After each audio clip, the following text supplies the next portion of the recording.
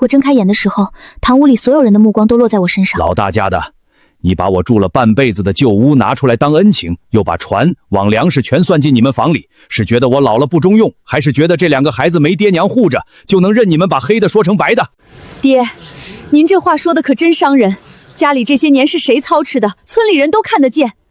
我和建业没说把你们赶出去，只是想着各房日子都难，不如分开过，旧屋留给你们住，已经是我们做晚辈的尽心了。听兰妹妹要是真有骨气，就带着青州和爷爷住过去。往后可千万别一边说我们欺负人，一边又回来求我妈给米下锅。这里不是龙宫，而是80年代初的青石湾。我成了同名同姓的沈听兰，父母早年出海遇使再没回来，只留下年迈的爷爷和12岁的弟弟。听兰，你醒了正好，省得回头有人说大伯娘趁你昏着把家分了。今天支书和族亲都在，我也把话说清楚，旧屋给你们住，往后你们3个人单过，吃用自己想办法。大房这里实在顾不过来了。大伯娘，你说让我们住旧屋，这句话我不认。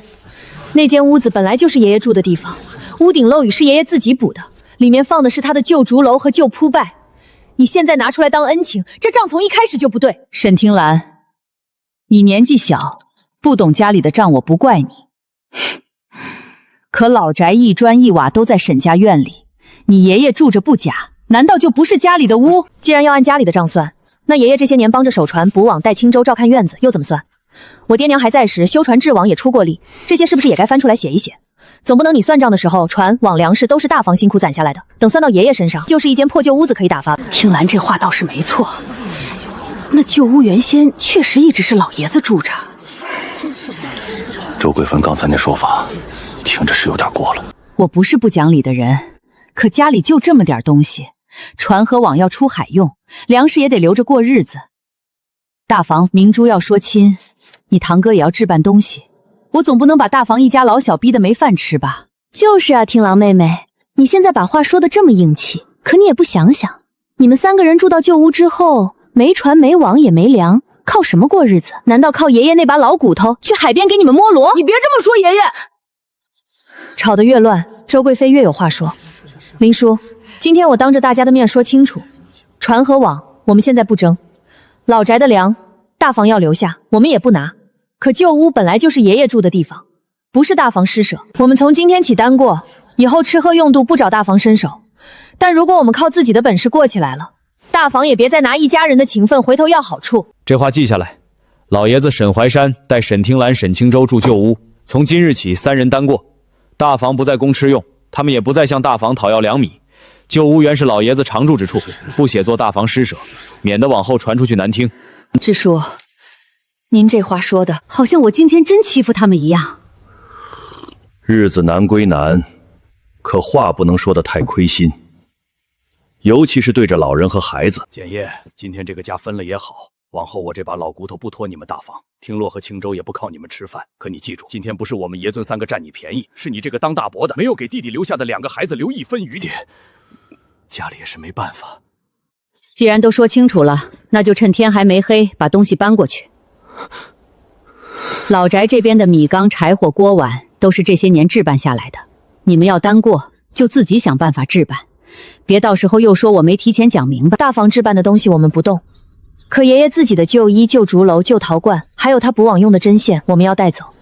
那些东西不值钱，大伯娘应该不会也要算进账里。拿走，赶紧拿走，别说我连几样破东西都舍不得。这场分家到这里，算是彻底定下来了。周桂芬把能出海挣钱的船和渔网留在老宅，把米缸和柴火也一并算进大房，只让我们带走旧屋和几件旧物。姐，要不我先不念书了，家里现在连米都没有，我要是还去学校，就是给你和爷爷添麻烦。等以后日子好一点，我再回去也行。青州，今天分家不是为了让你退学，也不是为了让爷爷省药，更不是为了让我一个人苦熬。我们从老宅搬出来，是为了以后不用看别人脸色过日子。所以书你继续念，爷爷的药继续吃，家里的饭我会想办法。可你怎么想办法？大伯娘连1把米都不肯让我们拿，旧屋里除了爷爷那些旧东西，什么都没有。听兰，青州说的也不是没道理。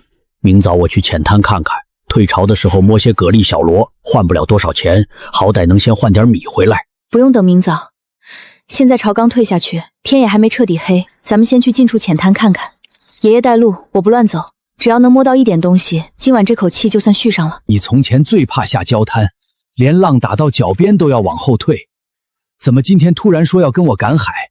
海边不是闹着玩的，退潮看着安全，可暗沟和碎礁多得很，走错一步人就要吃亏。所以我让您带路，我不逞强，也不离开您的视线。您告诉我哪儿能走，哪儿不能踩，我就按您的规矩来。可我们今晚如果只坐在旧屋里看着空罐子发愁，明早醒来还是一样没米下锅。你今天在堂会秀里说那些话，爷爷心里又疼又高兴，疼的你一个姑娘被逼得不得不立起来，人不能总低着头等别人心软。爷爷带你去浅滩，但你记住，眼里不能只看东西，耳朵还得听潮，心里更不能贪。赚钱要紧，可活着回来更要紧，这话我记住了。姐，我也去，我背篓子也能翻石头，我不会添乱。你跟着，但不准乱跑。今晚我们不是去拼命，是去把第一顿饭从海里找回来。拿着，脚下不确定的地方，先用棍子试。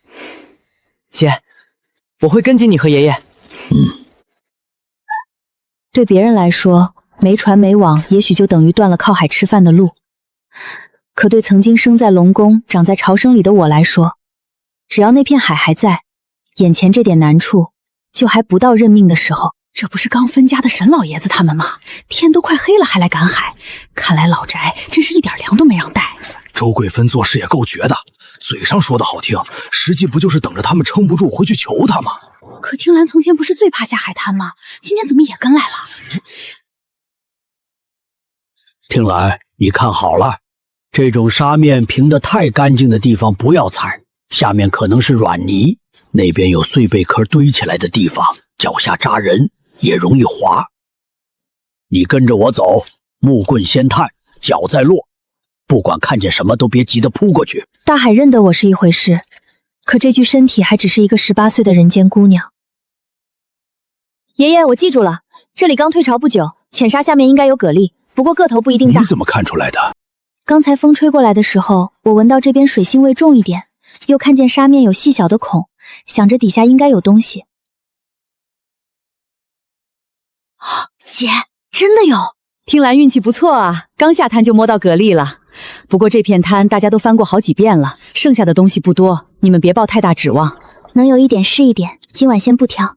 不远处的礁缝里有蟹爪轻轻刮过石壁，再往东一点，半埋在沙里的扁石下面藏着一片更密的蛤蜊。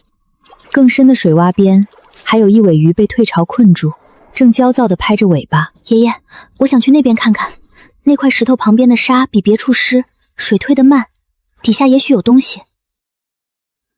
那边离浅沟近，你不能一个人过去，我陪你。都站稳，别往浅沟那边踩。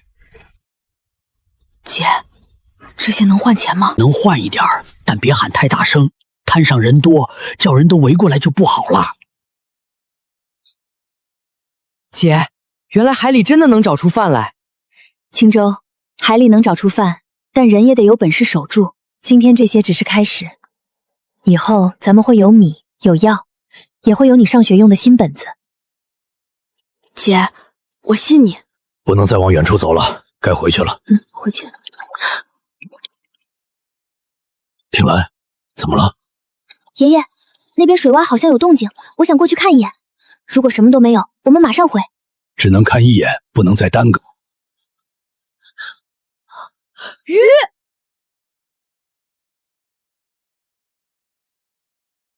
听兰，别用手硬抓，小心它钻进石缝。青州，把篓子放低，我从这边拦，你从那边挡，就是现在。姐，咱们抓到鱼了，还是活的。这鱼能卖上价，至少够换好几天米。听兰，你今天这运气实在好的有些不像话。爷爷，咱们先回家。明天一早，我想去镇上的收购点看看。姐，你要卖鱼？卖。大伯娘不是等着看我们回去求饭吗？那我们就让她看看，这第一顿饭到底是谁给的。姐，那我们今晚是不是不用饿肚子了？不止今晚，从今天开始，只要姐姐还听得见潮声，就不会让你和爷爷饿肚子。姐，你别睡了，那条鱼还活着，它刚才又在盆里扑腾了一下。我怕它把水都扑出去，就拿木板挡着，可我又怕挡得太严，它会闷死。听来，这鱼得趁早送到镇上去，活鱼价和死鱼价差得多。咱们没有大木桶，也没有冰，拖久了就可惜了。姐，那咱们现在就去吗？要是这鱼真能卖钱，咱们是不是就能买米了？爷爷的药是不是也能先抓一副？米要买，药也要买，但这鱼不能随便卖。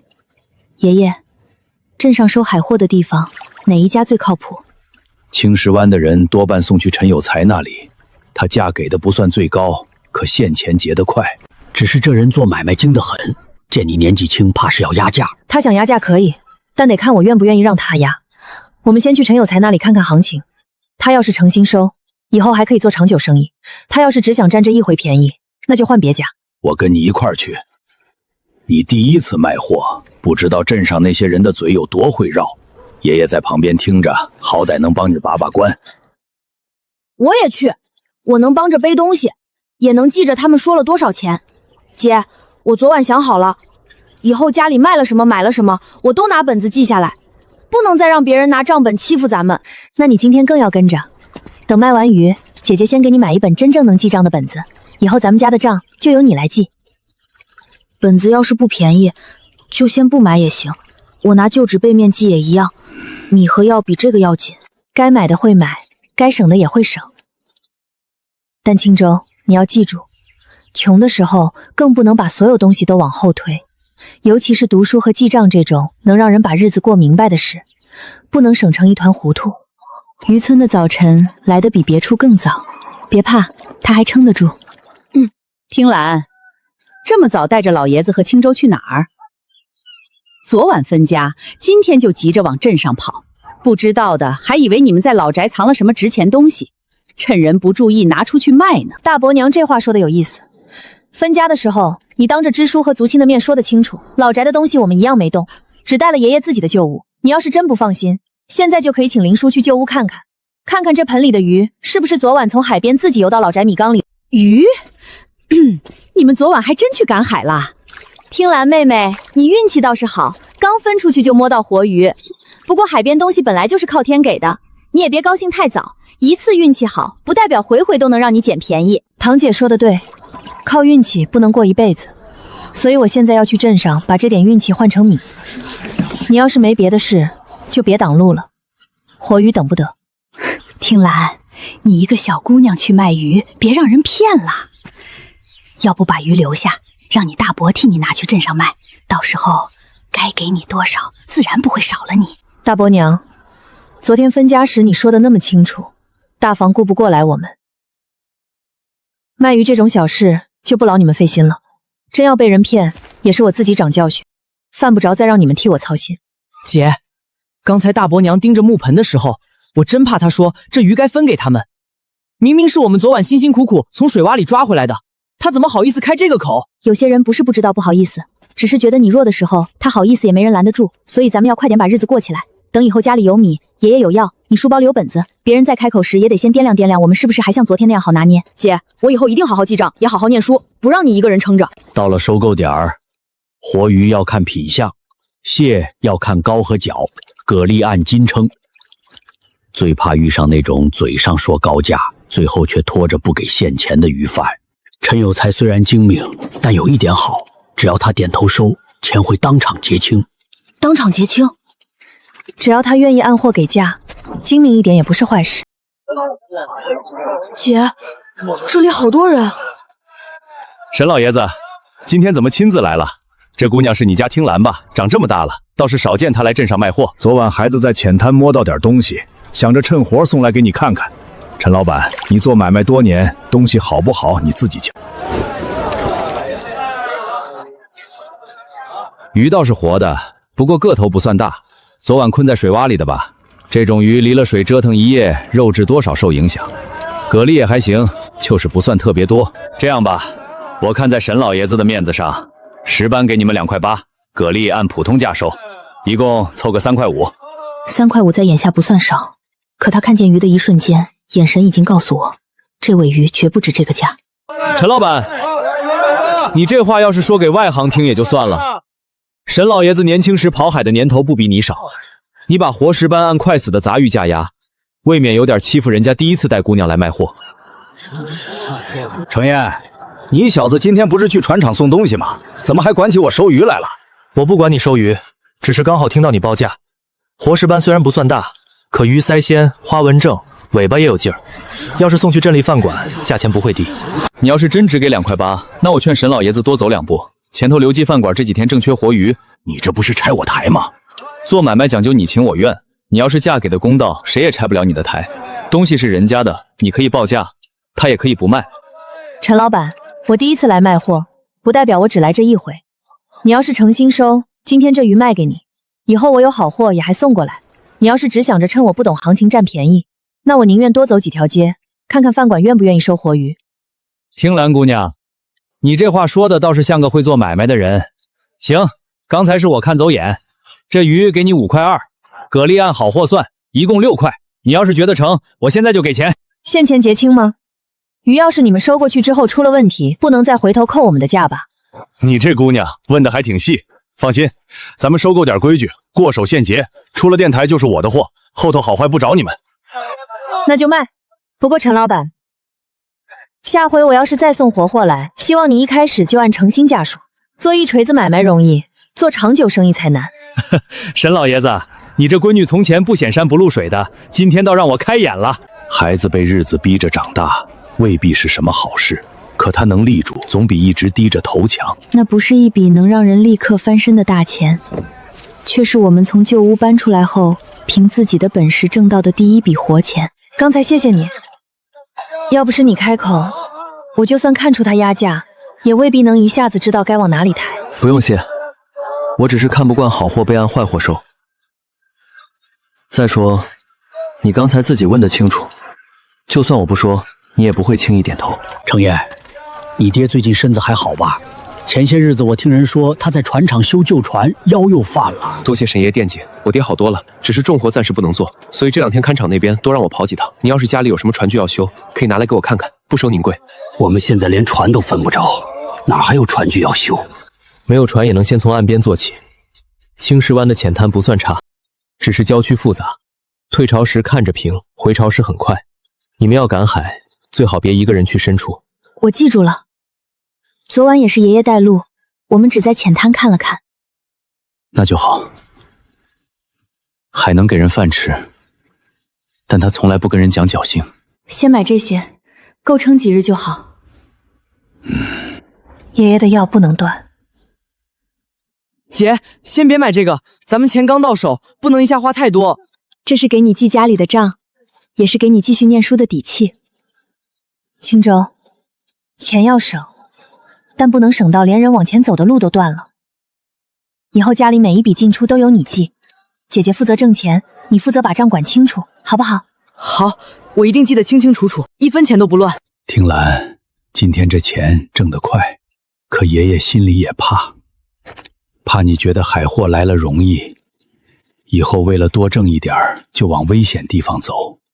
爷爷，我不会拿命换钱。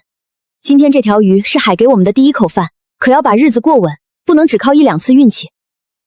以后我会跟着您学规矩，哪片滩能走，哪片礁不能碰，什么时候必须回头，这些我都记。不到半个时辰，沈家刚分出去的姑娘卖了活石斑换了米和药的事，就像被海风吹过一样，传到了老宅那边。听兰妹妹，你们今天去镇上卖鱼的事，怎么也不跟我娘说一声？分家的时候有些旧账还没算清楚，你们现在手里既然有了钱，总不能装作什么都不知道吧？听兰，大伯娘想了想，昨天分家太急，有些账确实还没来得及细算。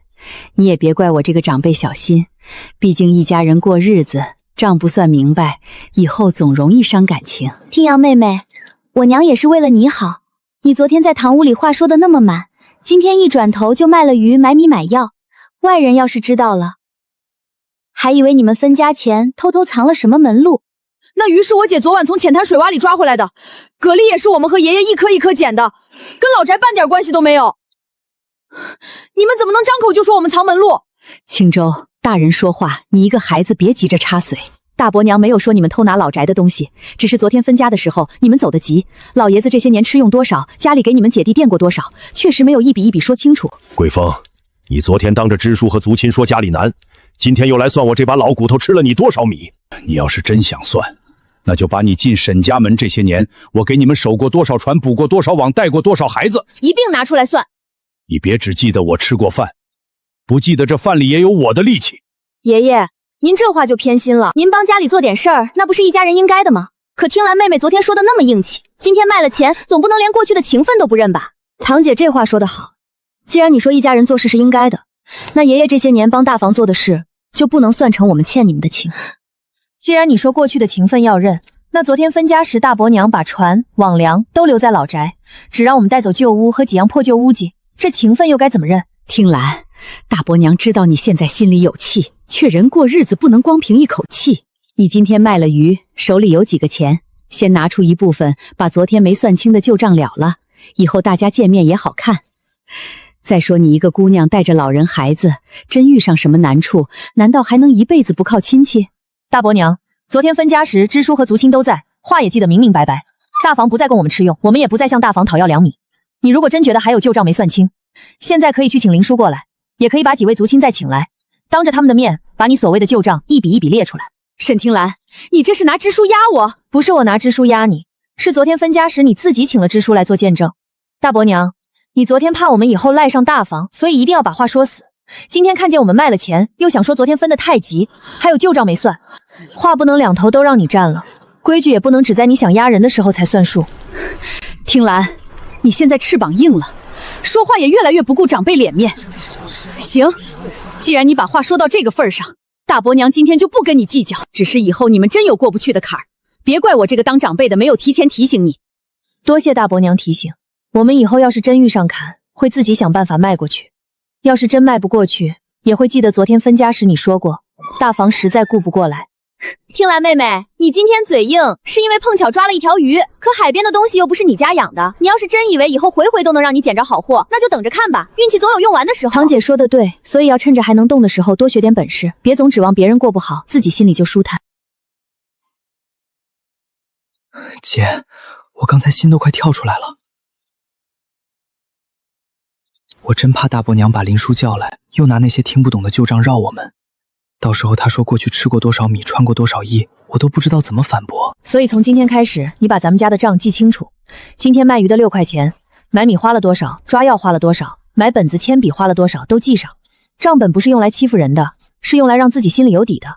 别人拿糊涂账压你的时候，你要能拿出明白账站稳。听兰，爷爷活了大半辈子，见过不少靠海吃饭的人。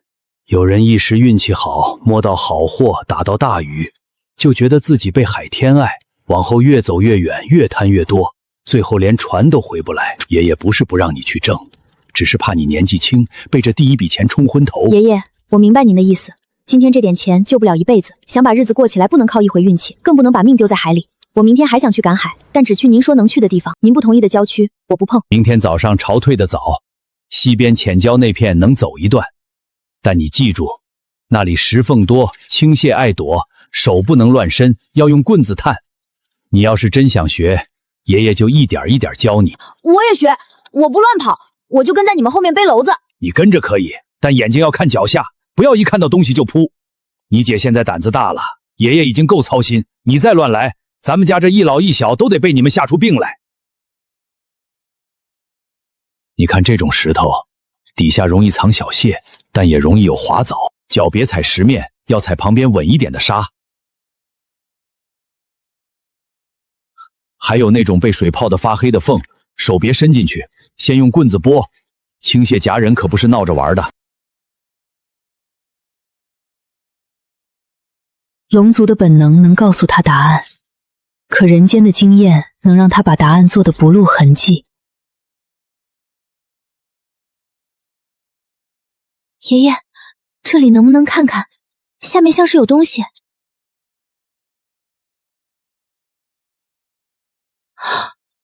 青蟹！听兰别慌，用篓子堵后面。青州把草绳拿出来。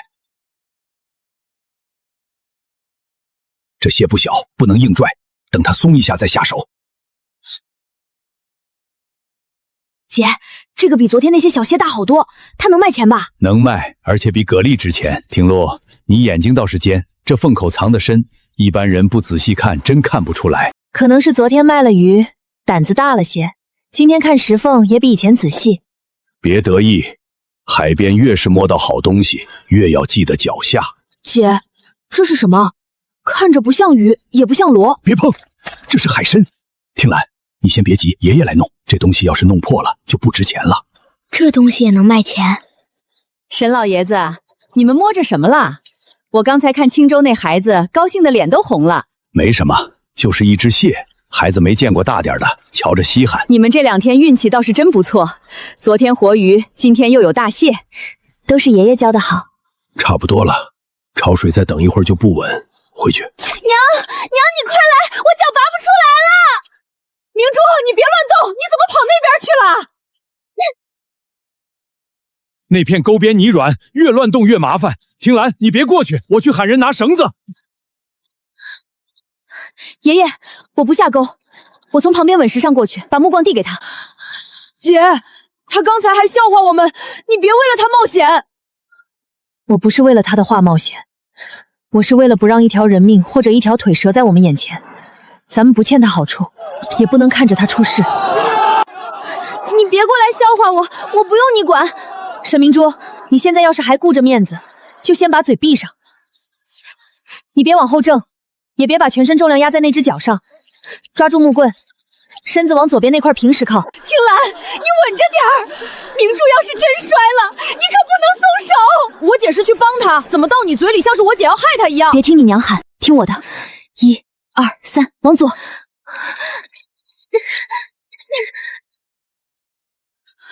沈明珠，听兰，刚才多亏你了。我又没让你救，你是不想让我救？可刚才那片你也没问你要不要陷进去。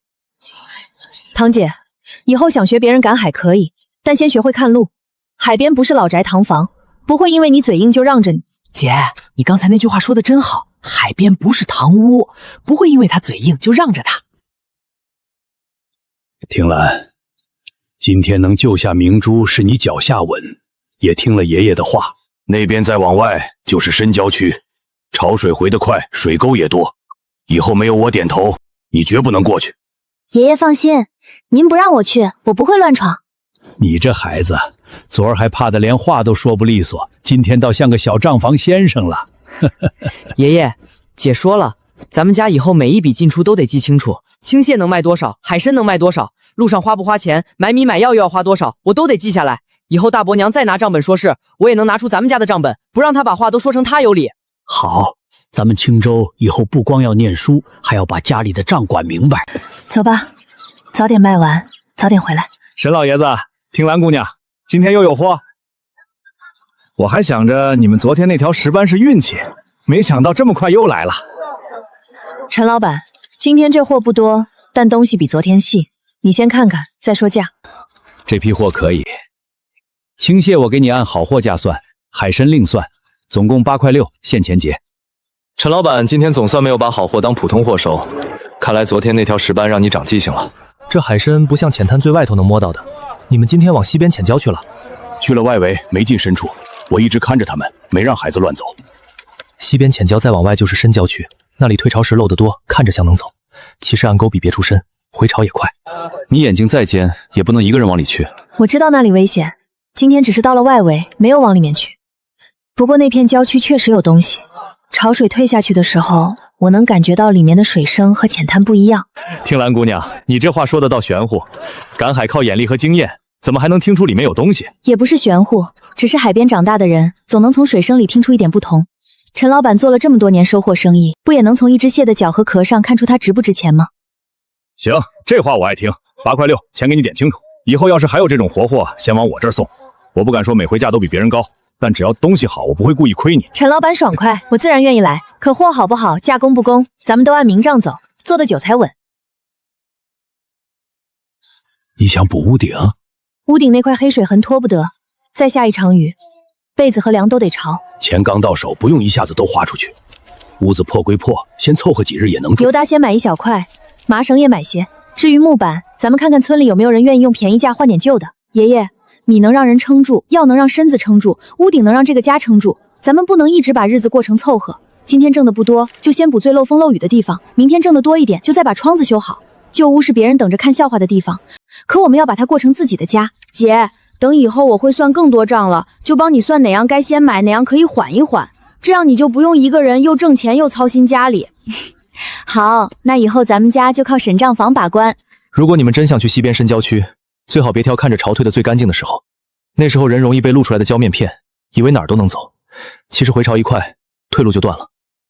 程岩说的对，听兰，深郊区不是浅滩，里面是能藏好东西，可也最容易出事。村里从前有人为了摸鲍鱼，差点被潮水困在礁上，后来人是救回来了，腿却伤了好几年。我不会自己去。我明天上午要到青石湾码头修一条小船，如果你们只是去深郊区外围看看，我可以帮你们看潮线，不是说要带你进去，只是万一风向变了，岸上有人提醒，总比你们只顾着脚下要稳。听兰，你想去吗？想去，但不是现在就往深处闯。我想看看外围的礁洞，确认那片潮水到底藏了什么。如果您觉得不合适，我们就不去。你肯问爷爷合不合适，说明还没被钱冲昏头。明天若是风稳，程燕又在岸上看潮线，咱们可以去外围看一眼，只看外围，不进深处，一到时辰就回。我会提前看风向，若是不稳，你们就别下去。今天风还算稳，但午前潮会回得快。你们最多有1个时辰，不能再拖。1个时辰够了。听兰、青州，你们都听清楚，今天不是去摊货，是去认路。我记住了，看脚下，听爷爷的话，不乱跑，不喊叫，也不为了东西多走一步。慢点，先认路，别急着看东西。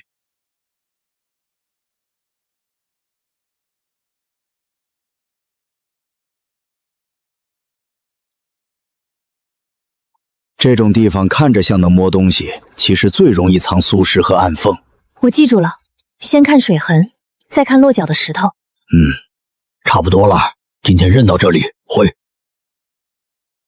好，按时辰回。今天这样就对了。海边最要紧的不是摸到多少，是能不能平安回来。我记住了，认路比捡东西要紧。回得不晚，风也还稳。今天只是认路，够了。他没有忘记答应爷爷的话，也清楚眼下的家还经不起任何冒险。可那片海已经让他看见第一道门，门后有什么，他迟早要在规矩之内一点点弄清楚。爷爷，那块礁壁能不能过去看看？水还没完全退干，石面湿得厉害，我怕踩不稳。能走2步，但要从左边绕，不许踩中间那块发绿的石头。青州留在这里，我和你过去。姐，你慢点，我就在这儿等。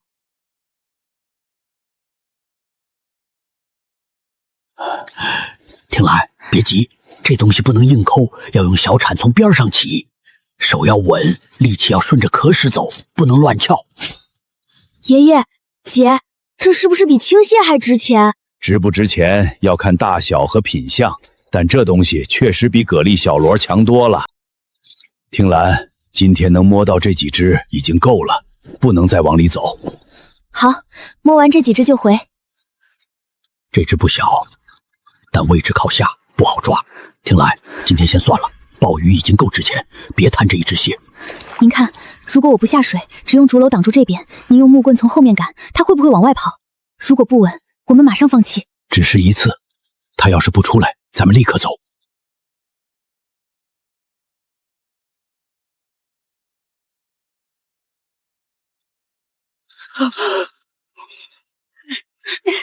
行了，够了，这一趟真够了。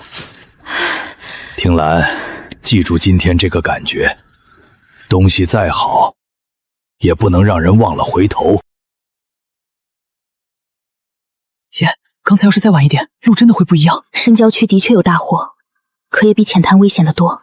若没有爷爷判断位置，没有陆程烟看潮线，只凭我听见的声音往里走，迟早会出事。你们比我预计早出来，这很好。很多人第一次摸到好东西，就会想着再多找一点，最后不是被潮困住，就是在慌乱里踩空。今天要不是你在岸上看潮线，爷爷也不会放心带我到外围。这个情我记着。情先不用记，你们下次要去之前，记得先。还不怕人没本事？怕的是人有了一点本事，就觉得自己能赢过海。这话说的对，天颜姑娘，你这2天是真有点本事啊！青石湾那么多人赶海，能摸到鲍鱼的不多，能一上午又拿鲍鱼又拿大青蟹的更少。陈老板，直接看价吧。这价我给的不低，按今天品相算厚道了。听兰姑娘，咱们也算做了几回买卖，我给你一句实在话，你要是往后还能有这种活货，不管是石斑、青蟹还是鲍鱼、海参，都先送我这儿来。价钱我按当天行情走，不故意压你。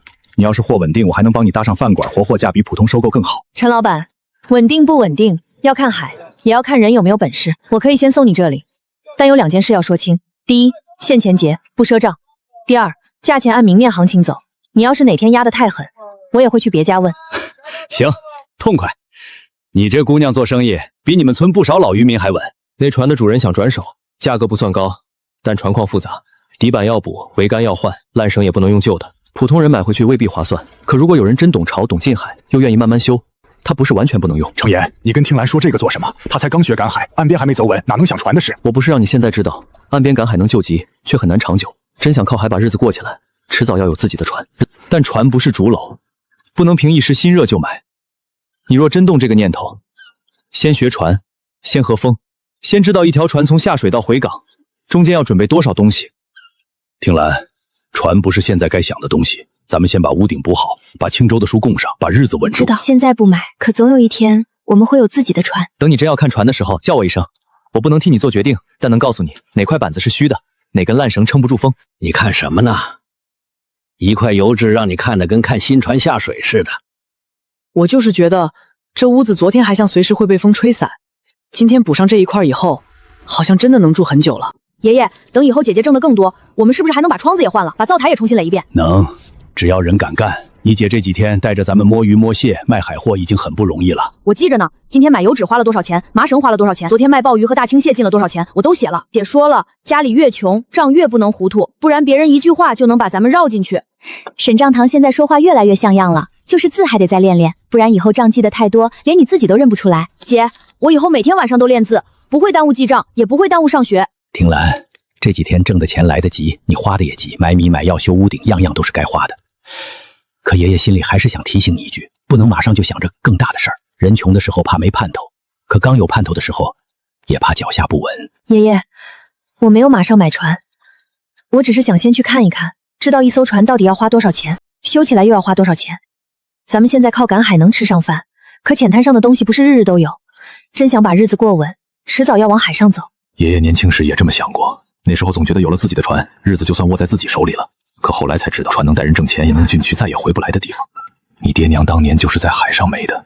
爷爷不是怕你有出息，是怕你一脚踏进去就忘了那片海也会翻脸。爷爷，我不会忘。我想买船，不是为了逞强，也不是为了证明自己比谁厉害。我只是想让你不用为了几副药犹豫，让青州不用再想着退学，让这个旧屋以后不怕雨，不怕风。你现在说的好听，真看见大鱼大货的时候，未必还能这么稳。那您就继续盯着我。我看船之前先问您，看风之前先听您教，真到了要下海的时候，也得有人把我骂醒。你要是不放心，我就不一个人往前走。姐，咱们现在手里剩的钱不算多，如果买船要花一大笔，修船又要花一笔，那是不是还得再赶几次海？我昨晚算过，如果每天都能像前几次那样卖到好价，攒的会快一些。可爷爷说海货不能天天有日子算。你这账算得很对，做买卖最怕只想着好的时候能挣多少，咱们不想坏的时候会亏多。今天去看船，先不急着买，咱们要把船价、修船钱、烂绳、油料、渔网这些都问清楚。那我全记下来，以后大伯娘要是笑我们买不起船，我也能知道她笑的对不对。别人笑不笑不重要，重要的是咱们自己心里有数，买得起就买，买不起就继续攒，不因为别人一句话赌气，也不因为别人看不起就退缩。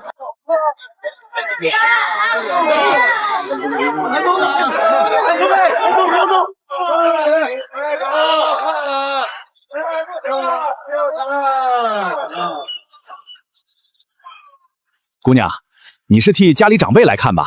这船别看旧，底子好得很。当年我靠它跑近海，没少挣钱。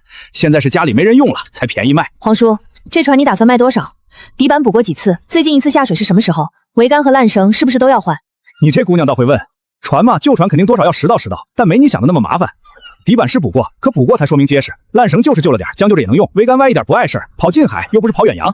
价钱我也不多要，35块，你把钱给了，船今天就能归你。皇叔，你这船要是35块卖给一个老船工，算你会做买卖；要是35块卖给一个刚看船的姑娘，就有点不厚道了。程爷，你怎么来了？我卖船归卖船，你可别一上来就拆我的价。我不拆价，只看船。船真值这个价，我一句话不多说。船不值，你也不能指望别人花好船的钱买回一堆隐患。你今天不在厂场？船厂那边的活儿暂时忙完了，我听码头上的人说你来看这艘船，就过来看看。你可以自己决定买不买，我只帮你把船况说清楚。那就麻烦你帮我看一遍。好，哪些地方能修，哪些地方不能凑合，修下来大概要多少钱，你都直接说。旧船嘛，哪有一点毛病没有的？程燕，你也别照新船的标准看。这里补过，但补得不够深，外面看着还行，里面已经有些虚了。如果只是停在码头，看不出问题，真下水遇上浪，这里会渗。还有桅杆，歪不是最要紧，关键是根部受过潮，不能再硬撑。烂绳必须换，船尾这块也要重新加固。陆大哥，要是都修下来，要花多少钱？如果只修到能下水，钱可以省一些，但我不建议那样做。船这东西不能刚够用，尤其是你姐以后真想靠它出海挣钱，至少要修到遇上小风浪也能回来。底板、桅杆、烂绳、船尾加固，再加上基础余绪，花的钱不会比船价少太多。这话说起来就吓人了，人家姑娘只是买条小船跑近海，又不是去搏命。正因为她是刚开始看船，我才要说清楚。皇叔，你年轻时跑海也知道，海上最怕的不是人穷，是人为了省一点修船钱，把命交给一块虚板子。知道风险才是真正开始的第一步。皇叔，这船我确实想买，但35块不合适。你刚才说的问题太轻，实际要修的地方比你说的多。船价如果不能重新谈，那我今天只能先不买。那你想给多少？这船若是马上能下水，35块不算高，可他买回去还得大修，我也不是买来摆在码头给人看的。22块，我可以认真考虑，修船的钱我自己另算。22？你这压的也太狠了，姑娘，你不能因为程燕帮你看出几个毛病，就把价砍到这个步上。皇叔，你可以不卖，我也可以不买。做买卖不是谁声音大谁有理。你若觉得这船还能卖35，就等愿意出35的人。我若觉得22才合适，也不会为了面子把家里刚攒起来的钱都压进去。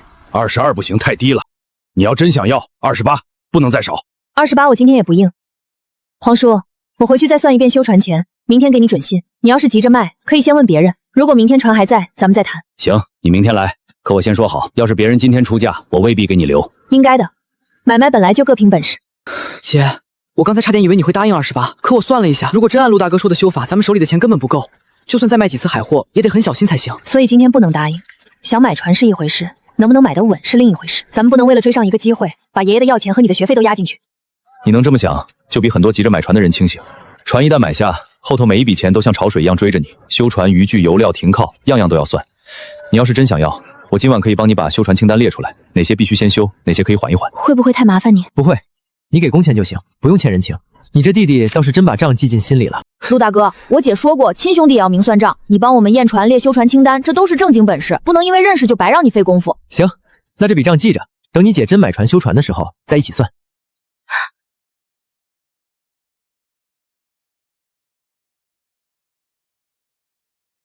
怎么了？陆承烟，如果这几天近海有鱼群靠过来，一艘刚修好的旧船能不能赶上？你是听见了什么，还是看见了不一样？也许是我判断错了，但我觉得这几天会有一场鱼汛靠近青石湾，而且不会停太久。如果你的判断是对的，那艘船现在的状况绝对不能下水，底板没补，桅杆没换，烂绳也撑不住。真遇上鱼汛，海面不会像现在这么平。想赶上，除非明天定下来，后天开始赶修，而且每一处要命的地方都不能省。可是咱们的钱还不够。沈听兰，想清楚再做决定。买船不是赌一条鱼，修船也不是捕一只竹篓。你可以信你的潮生，但下海之前，船必须先让我信得过。那明天一早，我们再去看一次船，也重新谈一次价。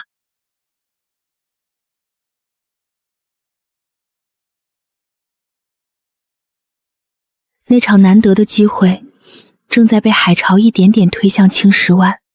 姐，你是不是一夜都在想那艘旧船？我昨晚也算了好几遍，如果船价能压到25以下，咱们还能留下米钱和爷爷的药钱，可修船的钱就很紧，除非这几天还能继续摸到好货。听兰，爷爷知道你有主意，可买船不是买油毡，油毡买错了，大不了屋顶再漏几天。船要是买错了，钱砸进去不说，人一旦下了海，后悔都来不及。爷爷，我没有想把家里所有钱都压进去，船价如果谈不下来，我今天就不买。修船如果陆承渊说赶不齐，我也不会强行下水。可是鱼汛这几天会靠近，岸边赶海够我们活下去，却不够我们真正翻身。我想试一次，但不是拿命去试，是把能算的都算清楚，把能修的都修到位。爷爷，我也怕姐姐太冒险，可我觉得姐姐不是为了赌气才想买船。昨天大伯娘还等着看咱们笑话，要是咱们一直只靠浅滩摸东西，咱们就又悬了。姐想买船，是想把路走宽一点。你们两个孩子倒显得爷爷像是只会拦着你们。您不是拦着我们，您是在替我们看脚下。要是没有您提醒，我也许真会被于旭冲昏头。今天您和我们一起去，最后也要听您的。那就去看看。你若是因为别人几句激将的话，不买就乱了心，也不买。我都答应。今天咱们不是去跟谁赌气，是去谈一条能不能把家带出去的路。听兰姑娘，你来的正好。昨天你说回去想想，可船这东西不等人。赵老板今天也来看了，他要是价合适，我可不能为了等你把买卖往后拖。哟，这就是最近在青石湾摸到好货的沈姑娘吧？我还想着是哪位老渔民有这本事，没想到是个这么年轻的姑娘。你要买船啊，胆子不小。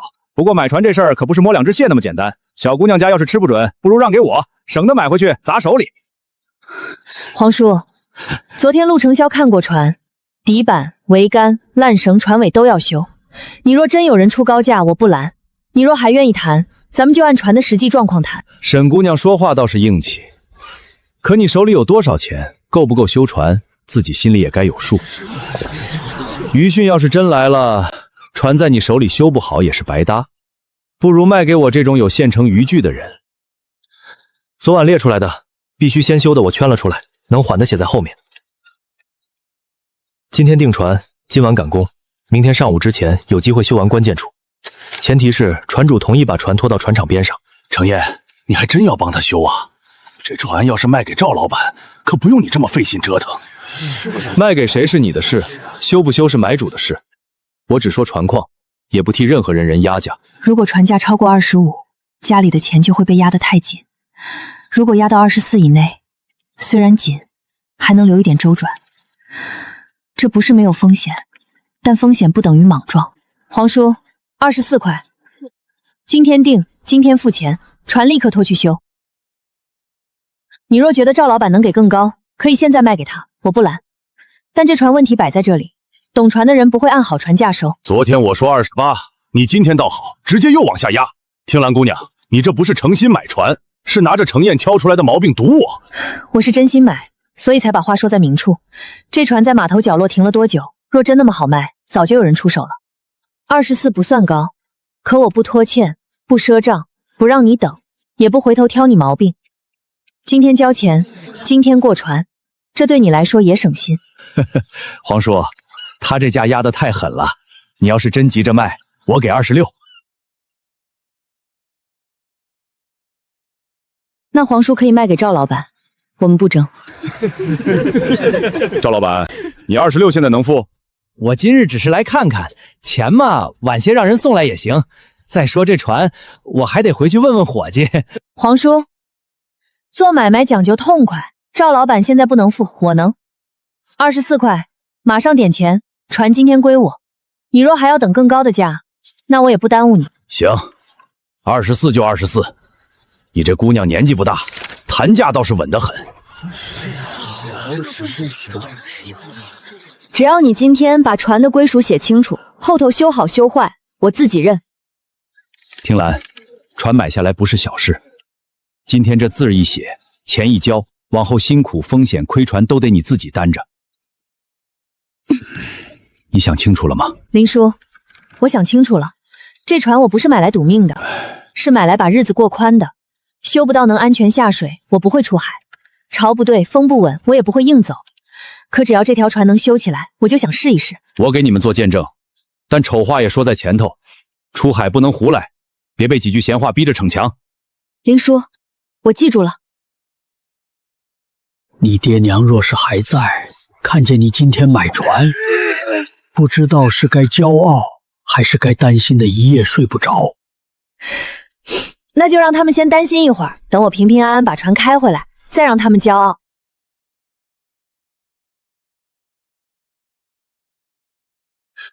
程燕，你确定这船能赶出来？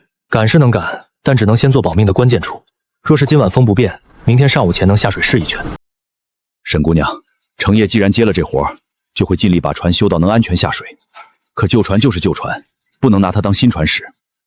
第一趟别谈远，别谈多，见风不对立刻回。听兰，你还真把船买了，你一个姑娘家，赶海摸点把力螃蟹也就算了，真学男人买船出海，出了事谁担得起？等这船修到一半没钱了，或者下水就漏，他就知道旧屋里的米不是天上掉下来的。大伯娘，昨天你说我们回头会囚饭，今天又说我买船太急。我买船不花大房1分钱，修船也不让大房出1根木板。以后这船亏了我自己认，赚了也请你记住，它跟老宅没有关系。你这孩子怎么听不出好赖话？我这是怕你年纪轻被人骗。多谢大伯娘关心，可我昨天已经学会一件事，别人说为你好时，不一定真愿意你好。这块板子虚成这样，真要不修就下水，别说渔汛，普通小浪都撑不稳。沈听寒买船是冒险，可他愿意把该修的地方修到位，就比那些只看见鱼群不看船板的人强。听兰姑娘，你这动作够快啊！前几天还拎着竹篓来卖鱼，今天船都买下了。若是真赶上渔汛，第一趟货你打算卖给谁？做买卖嘛，总得眼睛快一点。第一趟渔货，我愿意按当天好价收，活鱼另算。若你现在修船钱紧，我可以先付一点定钱，后面从渔货里扣。定钱可以收，但话要写清楚。第一趟渔货优先送你这里，价钱按当天码头同品报的现价走。如果风浪不对，或者船没修好，不能硬逼我出海。定钱可以退，也可以等下一趟货底。听云姑娘，我算是明白了，跟你做买卖，想占糊涂便宜是不可能了。行，就按你说的写，我给你5块定钱，不多，但够你先把新烂绳的钱补上。这里补的不只是漏水，船一受力，先看这些地方撑不撑得住。你说，我记着，以后这条船哪里动过，我都要知道。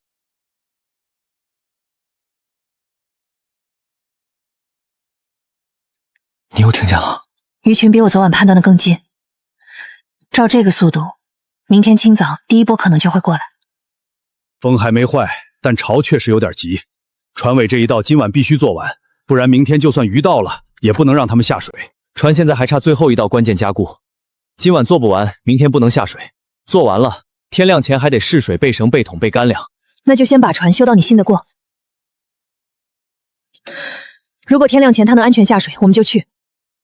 如果你说不行，鱼群游到船边我也不下。好，那今晚谁都别慌，我们把这条船修到能回家。木先在第一块，这里要压紧，不能留虚缝。给你，还有哪里要补，我继续拿。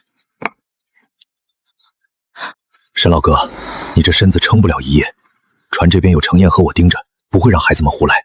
如今看孙女的船要下水，心里才知道，一条船从岸上推到海里，能让人惦记这么多东西。做父母长辈的都一样，孩子没本事时怕他们被日子压弯，孩子有本事了又怕他们走得太远。爷爷，您放心，船修不到。陆成云点头，我不下，风向不稳，我不走。鱼群再悠人，只要该回头，我就回头。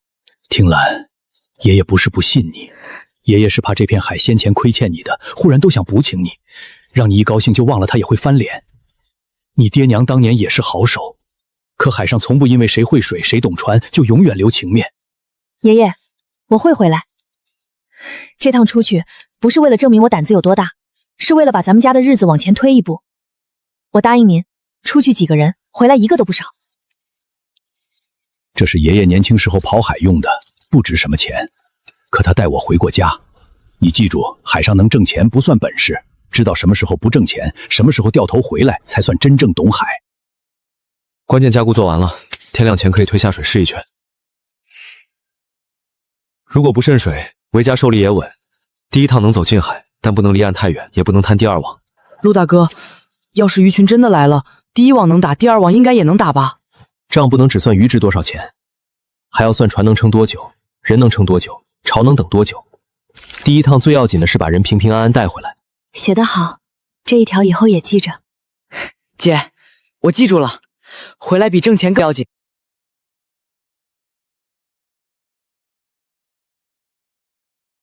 先别急，等水线稳住。可以试行，但只能按我昨晚说的路线走，近海短线，见风不对立刻回。姐，我也想去，我不乱动，我可以帮你递东西，也可以寄渔货。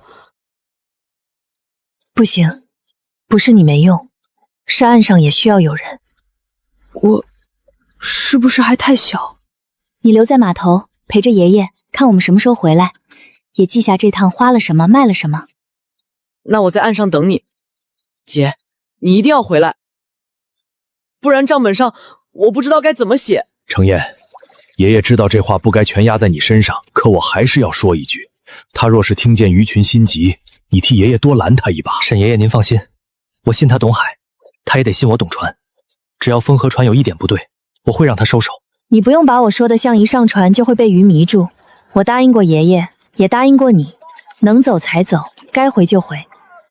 那就好，毕竟我今晚把这船修到现在，不是为了陪你一块在第一天就把它折腾散架。娘，你说他真能打到鱼吗？别到时候船刚出去就灰溜溜回来。海上的事谁说得准？他要是真有运气，也不可能一辈子都让海偏头。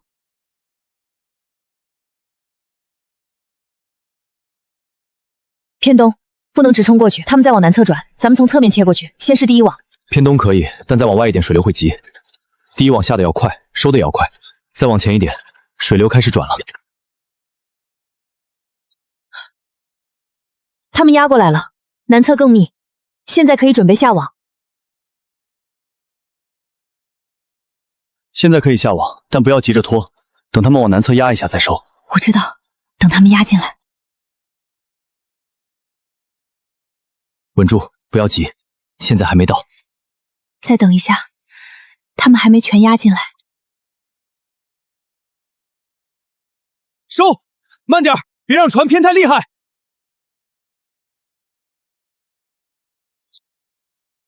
有鱼了，我稳住，这网收完就回，不追下一股。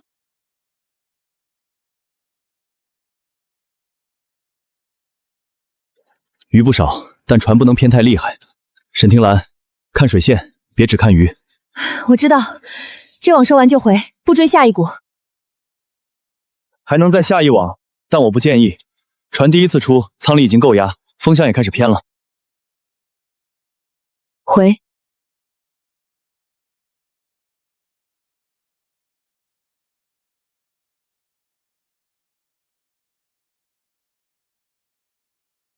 船尾还稳，水线没变，靠岸前别放松，先把绳备好。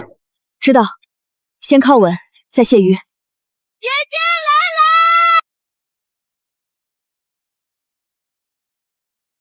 爷爷，姐回来了，船舱里有鱼，我看见了，真的有鱼！真打着了！这旧船昨晚才修好，今天第一趟就有货。听兰姑娘，你这第一网可真给我长见识了。昨晚刚收定钱，今天就把货带回来了。陈老板。先看货，再谈价。昨天说好的，按当天码头同品号现价走。疼不疼？疼一点，但不碍事。第一趟回来了，鱼也回来了，人也一个不少。少得意，第一趟能回来，不代表趟趟都能大意。以后得缠步，收网也要学巧劲儿，不能光靠蛮力。沈爷爷说的对，他今天收网太急，手上用力不够稳，下次得教他怎么借船身的力。那你教。他现在胆子是越来越大，你得把他本事也教上去，不能让胆子跑在本事前头。他肯听，我就教。我听，只要是真本事，我都学。这几位品相好，另算好价。听林姑娘，今天这货确实不错。姐，这是不是说明船钱真的能挣回来？能挣回来。但这只是第一网，后面还有修船尾款、渔具、米药、学费，还有每次出海前要备的东西。青州，账慢慢记，咱们不能因为第一网挣了钱，就觉得以后每一趟都这么顺。第一趟不贪多，回来比挣钱更重要。你们家这小账房倒是有意思。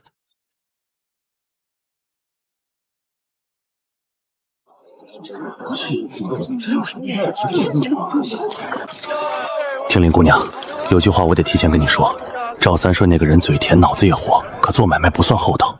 他今天看见你第一网有货，肯定会打听你的船从哪边出去，鱼路在哪儿。下一趟你要小心，他不是只会看热闹的人。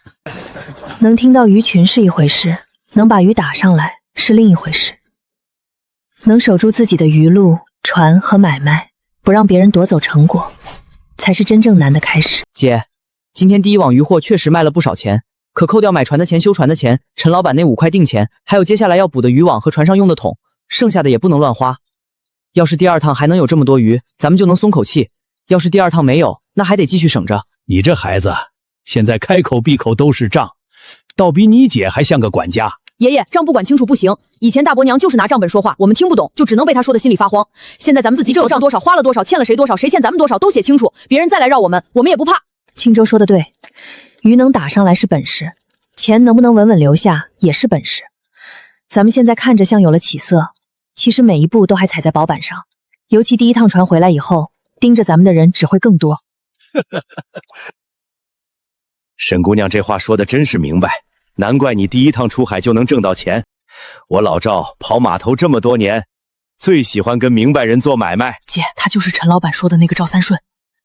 赵老板来的倒快，上午才在码头见过，下午就找到我家门口。沈姑娘这话听着见外了，青石湾就这么大，谁家有本事，码头上半天就船开了。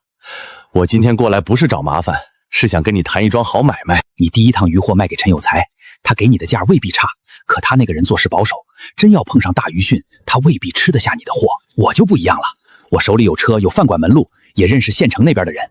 你的鱼要是交给我，我给的价肯定比陈有才高。赵老板说价高，那是现钱结，还是先拿货后结账？大批量做买卖嘛，多少都有个周转。普通小货我当然可以现结，可若是赶上余运，货多车多人手多，我也要往外送。等饭馆那边结了钱，再给你补尾款，这是码头上常有的规矩。那坏货怎么算？鱼从我船上交到你手里时是活的，路上闷了死了压坏了是你承担，还是回头从我尾款里扣？沈姑娘，你问的可真细，咱们做长久生意，哪能一开始就把人想的那么坏？真要有一点损耗，大家商量着来，不能全算谁的。赵老板既然说做长久生意，那更要一开始就讲清楚。我现在跟陈老板做的是现钱结，货一过手，后头好坏不回头找我。你若想让我把货转给你，就得告诉我，你比他高的价到底是高在现钱上，还是高在一张日后才能兑现的口头诺上？沈姑娘，你年纪轻，心眼倒不少。行，那我也说实在点，第1趟货我可以给1半现钱，剩下1半3天内结清，价钱比陈有钱高1成。至于鱼路，你也得给我透个底，下一趟大概往哪片海走，我好提前安排车和人手。赵老板，这买卖我暂时不做，你愿意出高价，我记着。可现钱不清，尾款不明，坏货责任也不明，我不会把第1趟刚跑稳的货源交出去。至于鱼路，那是我家船吃饭的本事，不会拿来换1包点心和1句高价。沈姑娘，你这话说的有点不给人留前面。码头上的买卖不是只靠1条船能做起来的，多认识些人总没有坏处。认识人是好事，可把饭碗递到别人手里就未必是好事。赵老板若真想做生意，下次可以按现钱明价、过手不追责的规矩来谈。若只是想打听我往哪片海走，那就不用再问了。你今天不愿谈没关系，往后咱们总还有见面的时候。姐，他笑起来的时候比大伯娘还让人不舒服，我总觉得他不是来好好做买卖的。他一直问鱼路，像是想知道咱们下一次去哪里。你看得很准，所以以后咱们出船路线和时辰都不要随便说。码头上问的人越热情，越要留1半话在肚子里。赵三顺这个人，年轻时就在码头上钻空子，跟他做买卖不是不能做，但每一条都得写清楚，尤其不能赊账。听兰，你今天没被高价哄住，爷爷心里踏实了些。您放心，咱们现在缺钱，但不能缺到把主动权卖出去。姐，沈明珠又在村口说酸话。他说你根本不是自己会找鱼，是陆大哥在船厂听到了别人的鱼讯消息，又帮你修船，帮你出海，所以你才装得像自己多有本事。他还说一个姑娘家天天跟年轻男人在码头上说话，迟早让人看笑话。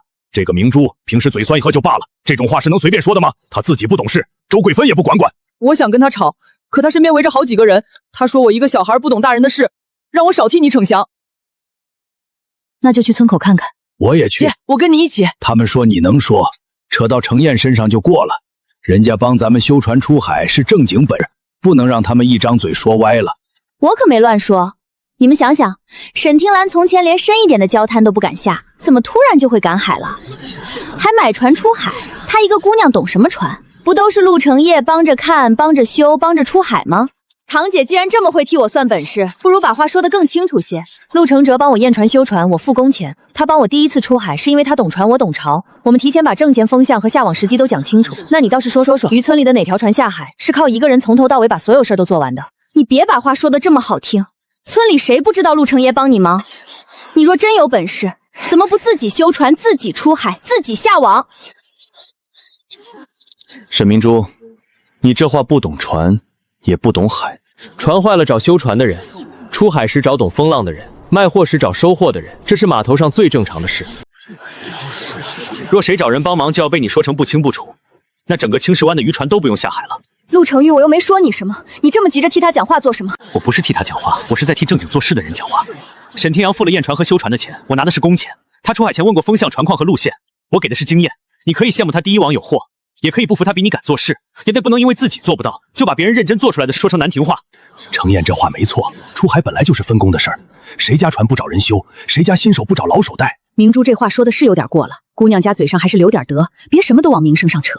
你们现在都帮着他说话，不就是因为他打了一网鱼吗？以前他在老宅的时候也没见你们这么夸他。堂姐，我能打鱼是我的本事，也是陆成仙爷爷、青州和船厂师傅们一起把船修好的结果。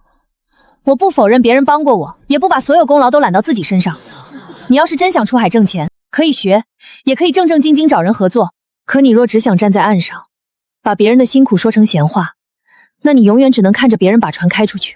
听兰，你现在日子刚好点儿，就带着外人欺负你堂姐，她不过是说几句闲话，你犯得着当着这么多人下她脸吗？桂芬，几句闲话若只是酸两句，我这个当爷爷的也懒得计较。可他拿听浪和程眼的名声说事，这就不是小孩子拌嘴。你也是当娘的人，明珠的名声你心疼，听浪的名声就能让你们母女随口糟蹋。这件事到这里为止。以后谁要是觉得我帮沈听波修船出海有什么不清楚的地方，可以来船厂问工钱和东单，也可以问沈青州账本上记没记。我都记了，陆大哥帮我们验船修船，哪些地方工钱，哪些材料多少钱，我都清清楚楚。谁要是说我姐占便宜，或者说陆大哥白帮忙，我可以把账给他看。沈青州这孩子倒真像个小账房。对他这种人，点到为止就够了。争吵得太久，反倒把自己也拖进泥里。今天的事，谢谢你。不用谢，他说的是我们两个人的事。我本来也该说清楚，只是以后这种话大概还会有。你买船出海，做的是很多人没见过的事，别人一时接受不了，会有人佩服，也会有人酸。我知道，我不怕人酸，也不怕人议论，我只怕这些话影响你。你帮我修船，帮我出海，是正经做事，没必要被他们拖进来。今天就不会站出来，你也不用把所有麻烦都往自己身上揽。一起做事，就一起把该面对的事讲清楚，这不算拖累。他没有说什么好听的安慰，也没有借机表什么心意，只是把合作这两个字说得明明白白。船况能跑短线，不追远，不贪第二处鱼群。按昨天约好的时辰走，路线不告诉旁人。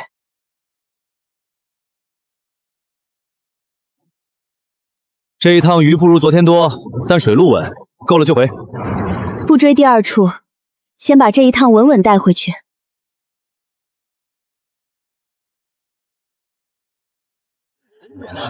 价钱比昨天略低些，但今日行情就是这个价，现钱结清。沈姑娘，你这就不厚道了。我昨天亲自上门跟你谈，你不答应也就算了，今天连个信儿都不给我，害我白在码头等半天。赵老板昨天说的是一半现钱，一半尾款，还要提前问鱼路。今天陈老板按现钱收货。做生意不是谁先上门，货就归谁。规矩是死的，人是活的。你今天不缺买主，所以话硬。可往后鱼多的时候，陈有才一个人未必吃得下，你总会有求人的时候。但是真到那天，我会找能写清规矩、现钱结算、责任分明的人谈。赵老板若愿意按这个规矩来，往后也不是不能做生意；若不愿意，那就不用总拿以后吓我。听兰姑娘，你把他得罪的不轻。不过话说回来，你要是不一开始立住规矩，他后面只会更难缠。我不怕得罪想占便宜的人，我只怕一开始为了不撕破脸，把自己的路让出去。你这姑娘将来未必只跑一条小船。鱼群声还在，但潮层底下多了一股不稳的回旋，像远处有什么力量正在把水往暗流方向推。那几条船往哪边去了？看方向，像是想绕到鱼群后侧，可那边今天水流不太对。若只是外圈还好，若再往里追，就容易被暗流带偏。怎么好了？老周家的船，还有阿成他们那两条船，到现在都没回来。刚才有人在南边交口，看到他们往暗流那边去了，可喊也喊不回来。现在风又开始转了。真的，你能不能判断，他们如果被暗流带偏，最可能往哪边去？听来不能逞强，你可以帮着判断，但不能自己乱冲出去救人。不乱冲，先去找林叔，让熟悉南边水路的老船准备，不要所有船一起冲。暗流现在往东南偏，如果他们没翻船，最可能被带到外侧缓流区，但那边回港路线窄，去的人越乱越危险。我去找林叔，你把能听出来的方向告诉我。支书，你快想想办法！老周一早说就去外圈下一网，很快就回来，可现在鱼讯都散了一半，他连个影都没有。阿成他们也是跟着过去的，要是人真被暗流带出去，这一家老小以后可怎么活？程渊，你刚才说南边水流不对，能不能确定他们是被带往哪边了？听来，你能帮着判断就帮，不能判断就直说，千万别为了别人几句催促，把自己逼到不能退的地方。暗流从南边交口卷进去，先往外侧拖，再被更远处的缓流斜接住。林叔，他们最可能不在正南，而是在东南外侧的缓流区。现在不能让所有船一起下去，也不能直接从交口硬冲。南边那道流正在往外拖，小船去了也容易被带偏。你说不能从南边去，那他们要是真在南边怎么办？我们在岸上等着，难道就眼睁睁看着他们出事？不是能听潮能找鱼吗？你自己的船会刚回来，为什么不亲自带人进去？不敢用它救人吗？你们别逼我姐！我姐那条船昨天才修好，今天已经出过一趟。她要是再冲到暗流里，出了事儿谁负责？我不是逼他，我是急着救人。谁家船上没有亲人？他既然能判断方向，总要拿出个办法来吧。我给办法，但不是我亲自驾救船冲出去。我的船刚修好，今天已经跑过一趟，现在再进暗流方向，不是救人，是添乱。林叔，要找熟悉东南外侧水路的老船，从外圈绕过去，不能从南边交口直插。岸上要留人接应，也要准备绳子、热水、干衣和药，别等人找回来以后又乱成一团。他说的方向有道理，现在风是斜压过来的，南边交口水面看着近，其实逆流最重。老梁说那条船吃水稳，他年轻时常跑东南外侧，再配一条轻一点的小船跟在后面接应，不能多，船多了反而乱。我跟老梁叔出海，沈听兰留在码头听潮线变化，随时让岸上的人打旗号给我们。你的意思是你跟船出去？我的意思是，我懂那几条水路，也懂你刚才说的判断。你留在这里更有用。你要是在船上，所有判断都被浪声和船身晃动搅在一起，反而未必比站在高处听得清。这话对，听兰，你不能去。你若真想帮，就站在码头上，把潮声听明白，把方向说准。老梁，你带主船，再找一条轻船跟在后面接应，其他船不准乱下。你现在心疼男人，我明白，可真要救人，就得听懂水路的人安排。谁要是现在乱推船下去，出了事算谁的？都别添乱，按听兰和程尊说的做。听兰姑娘，你再说一遍，他们最可能被带到哪儿？我走哪边能避开主流？从南边交口外侧绕，不要贴礁走，先往东南偏半里，那里水声缓一层。若你们看见飘散的鱼鳞或者断网，别立刻往里追，先看有没有船桨声。暗流把他们带偏后，大概率会把船推向外侧环水。船如果还在，人应该会想办法抛锚或者靠近浮木，别急着往深处找。这话听着像懂那片水。成员上船，我会让人打旗号回来。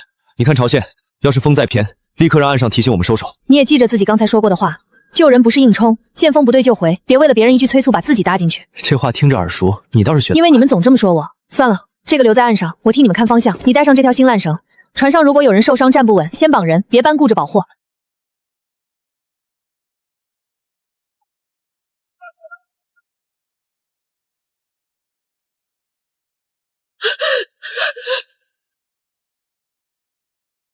姐，陆大哥会不会有事？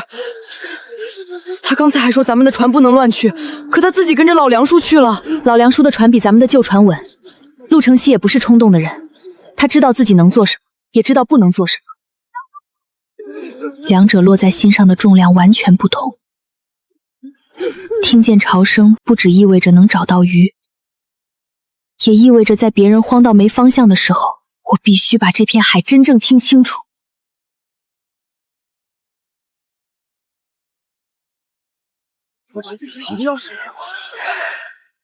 那不是钱，也不是鱼，是海里可能还活着的人。林叔，让岸上打旗，告诉他们再往东偏一点，不要继续贴着刚才那条线。那边有东西，可能是船，也可能是他们丢出来的木桶。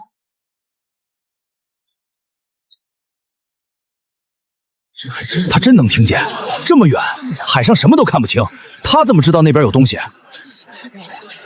你若听不见，就别打断听得见的人。现在人命要紧，不是让你们论谁悬不悬的时候。看见东西了，他们说看见断网和木桶了，方向对了。人没事就好，人没事就好啊。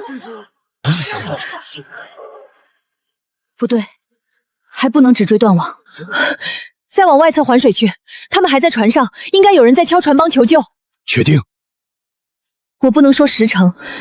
但那边的声音不像浪打木桶，像有人有规律的敲船。现在如果只追断网，可能会错过他们。打鱼时成败都在自己船上，救人时命却悬在看不见的海面上。找到了，找到了！有一条船在外侧环水，他们靠过去了。人还没回来，先别把自己吓坏，撑住啊！慢点，慢点！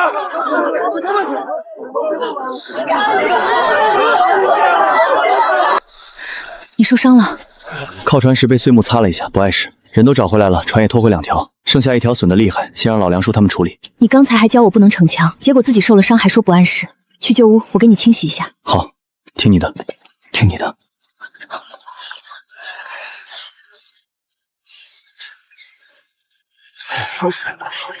支书，听兰姑娘，今天要不是你们让老梁叔从外侧找，我们几个真不一定能撑到回来。那边水流太怪，我们本来以为追着鱼群走，谁知道船一下就被带偏了，喊也没人听见，只能敲船败。听兰，婶子刚才急糊涂了，要是说了什么不好听的话，你别往心里去。今天这个情，我们家记着。人回来就好，以后鱼汛再大，也别往暗流里追。鱼没了还有下一回，人要是没了，家里就什么都没了。今天所有人都记住，鱼汛不是谁胆子大谁就能赚。听兰第一趟有货，是因为他提前修船看风定路线，程燕盯着船况不让他摊。你们若只看见他卖了多少钱，却看不见他什么时候收手，那下回被暗流带走的还会有人。那个被他赶进旧屋，以为撑不了几天就会回头求饭的姑娘，已经不是几句闲话能压回去的人了。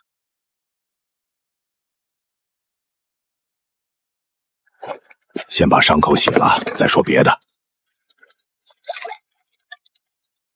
你今天做得很好，你没有被人逼着上船，也没有因为能听见潮声就觉得自己什么都能做。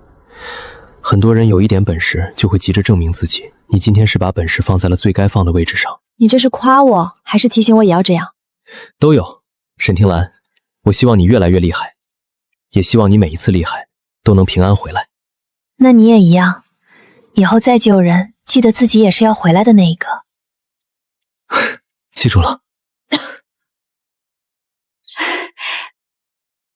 人不能因为自己有点本事就飘起来，可若能让村里人多懂一点潮，多敬畏一点海，也不算坏事。听兰，镇上这几天再选一批稳定供货的渔户，原本没打算考虑你，毕竟你买船才几日，资历太浅。可昨天的事之后，我觉得你可以去试一试。你有本事找鱼，也知道什么时候不贪。更难得的是，你愿意讲规矩。若能拿下这个供货名额，你以后卖货就不只是看码头当天价了。支书，这名额听着是好事，可听兰船小，人也年轻，镇上能信他吗？所以我说是去试一试，能不能拿下，要看货，也要看人。可若你连试都不试，机会就会落到别人手里。林叔，我去试，但我也想先问清楚供货规矩，现结还是月件，货量要求多少，坏货怎么算？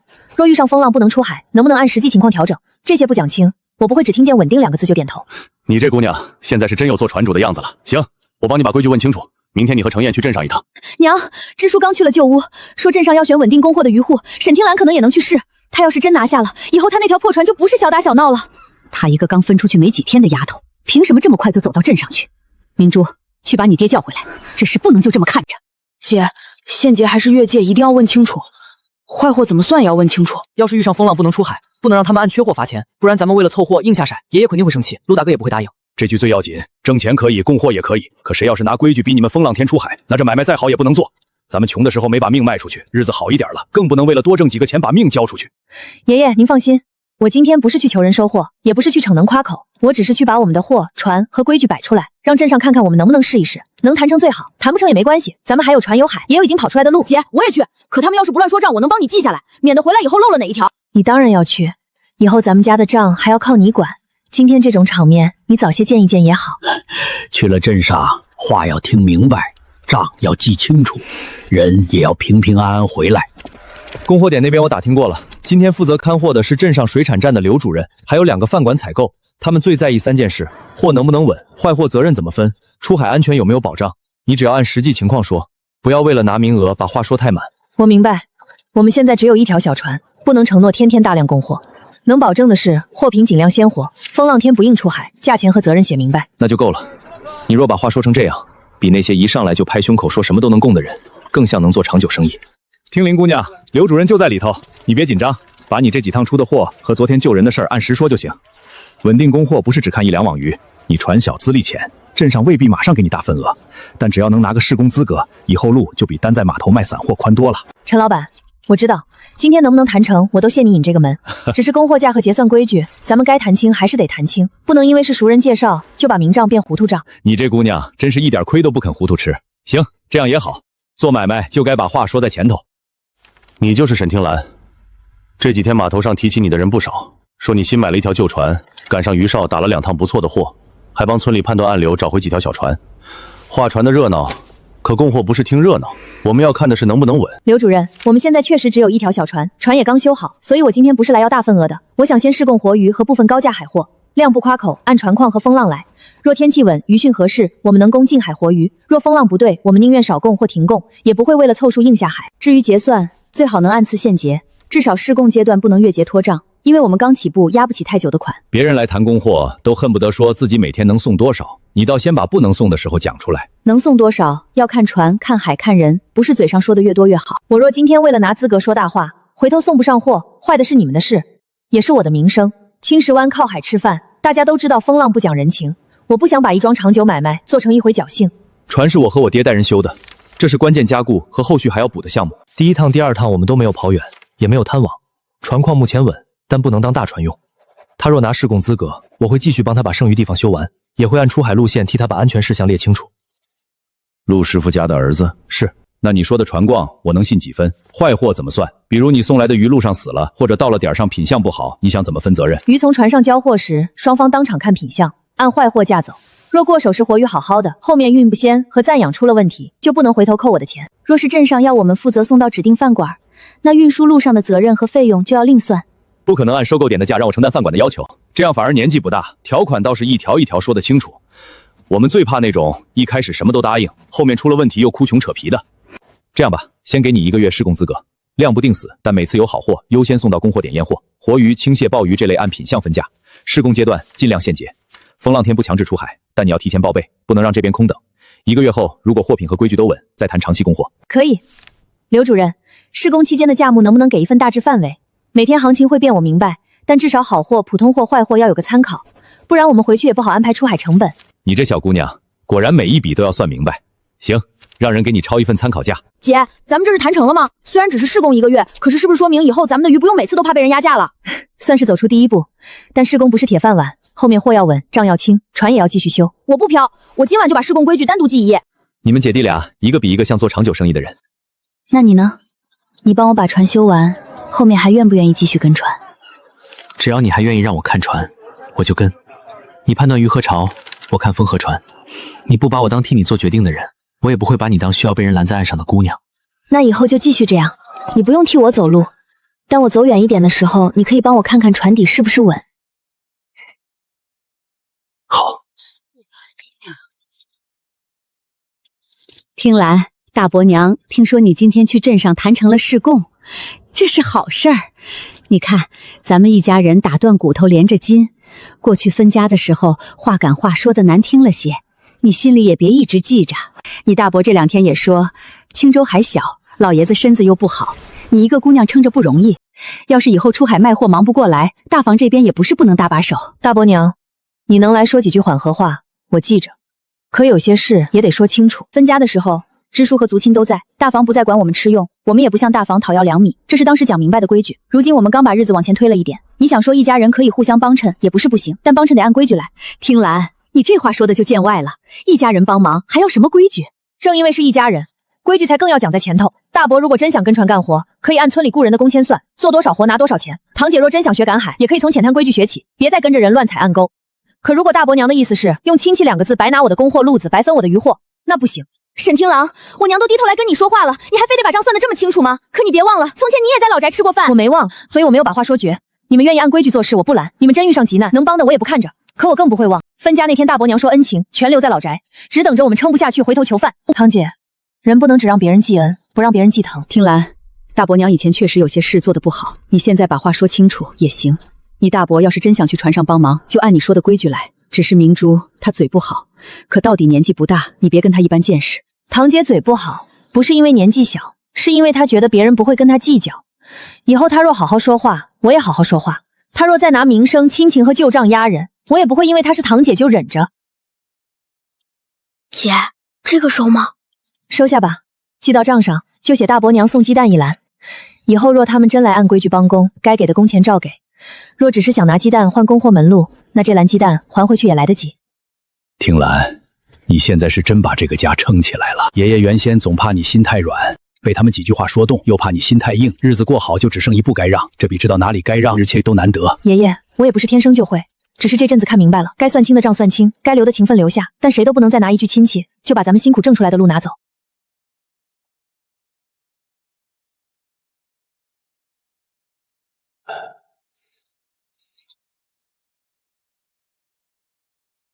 那时这间屋子潮湿破败，像一口被人扔在海风里的旧箱子。如今它仍旧不宽敞，也谈不上多气派，可窗里有灯，灶上有饭，院里有人等我回来。镇上有人想转手一条稍大些的船，不急着买，只是可以去看看。你现在这条船跑近海够用，可若以后施工转成长期供货，迟早要考虑更稳的船。陆承言，你是不是早就替我看好了？只是看了几眼，船况比第一条好，价钱也高，不适合现在立刻买，但适合让你知道下一步可以往哪儿走。你现在比我还像惦记扩船的人。我不是惦记船，我是觉得你不会只停在这里。沈听兰，你能把一间旧屋过成家，也能把一条旧船跑成路。往后你要走近海，还是走更远的海，我都能帮你看船。只要你愿意，我就一直在码头等你。那你等着吧，我这个人既然已经把船推出海，就不会只跑一趟。以后要看的船，要走的路，要听的潮声，可能会越来越远。我知道。姐，你回来了。今天供货点结的钱我已经留了空页，就等你回来报数。爷爷刚才还说等你回来就开饭，今晚米饭煮得比平时软，药也熬好了。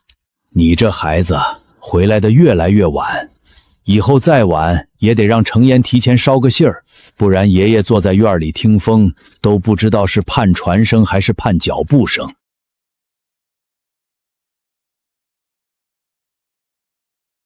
听兰，吃饭了。这一世我虽然不再是被龙宫捧在掌心的小公主，却在这座80年代的小渔村里真正拥有了能回头看见灯火的地方。大伯娘等不到我们回去求饭了，因为从那间旧屋亮起灯的那天开始，我就知道我们家的好日子才刚刚开始。